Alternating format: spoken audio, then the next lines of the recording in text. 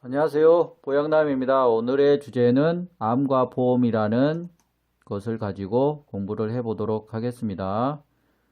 이 자료는 작년 7월 5일 날 제가 브리핑을 했던, 발표를 했던 자료입니다.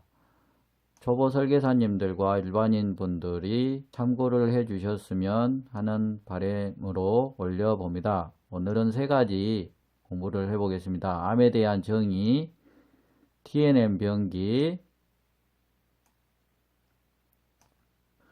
암을 왜 우리가 잘 알아야 되는지 그래프를 통해 공부를 해보는 시간을 갖겠습니다. 세 가지죠. 정의, 보통 종양 튜머라고 하면 신체 조직의 자율적인 과잉 성장에 의해 비정상적으로 자라난 덩어리를 의미하며, 양성 종양, 비나인 튜머와 악성 종양, 멜리그넌트 튜머로 구분할 수 있다. 양성 종양이 비교적 성장 속도가 느리고 전이 메타스테시스, 종양이 원래 발생한 곳에서 멀리 떨어진 곳으로 이동함 되지 않는 것에 반해, 그러니까 양성 종양은 전이가 안 된다고 하네요. 악성 종양은 주위 조직에 침윤하면서 빠르게 성장하고, 그렇죠. 그래서 악성이죠. 신체 각 부위에 확산되거나 전이되어 생명을 위협하게 된다.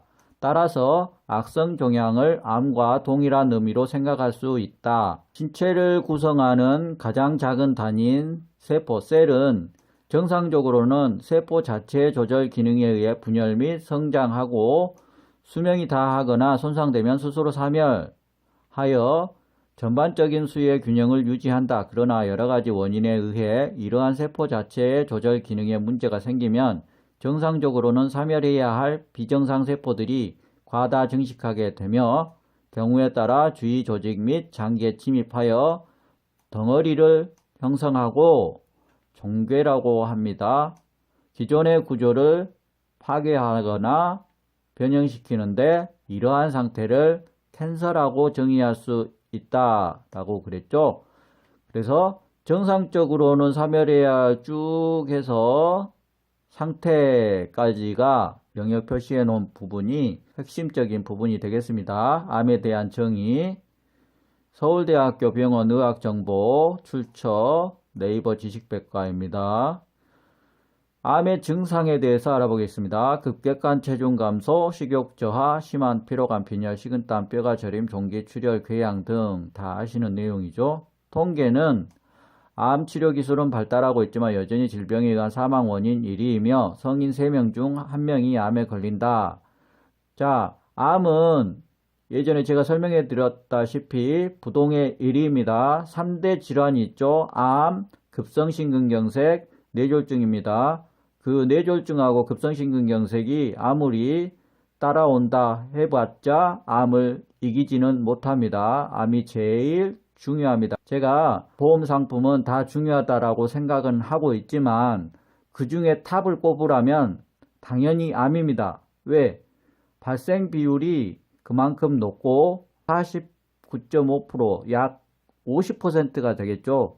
50%가 3대 질환으로 사망을 하는데 그 중에서 암이 그 3대 질환 중에서도 제일 많습니다.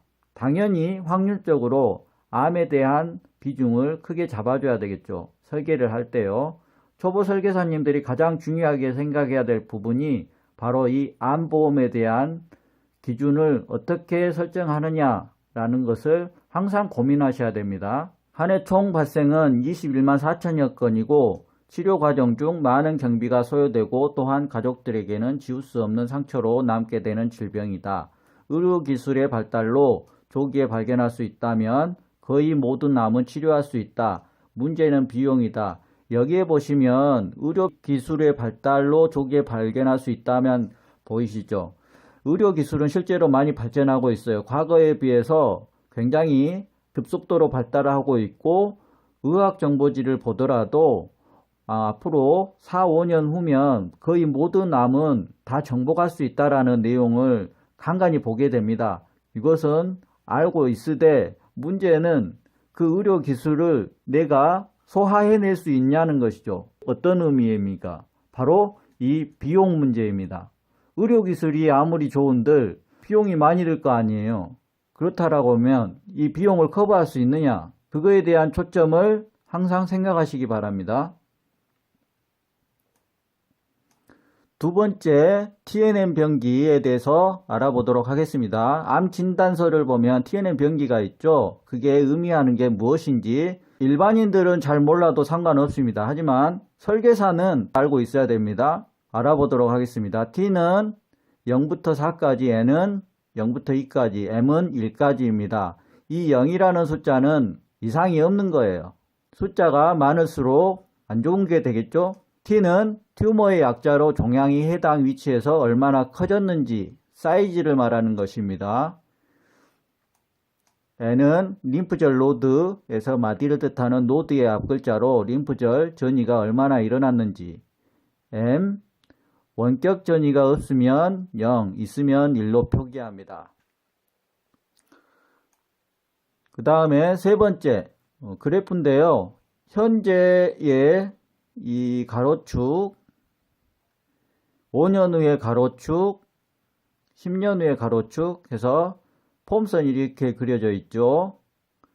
자, 여기 보면 미세암과 미세잔존암 이거는 제가 정리해서 올리도록 하겠습니다. 지금 이 그래프만 집중해 주세요.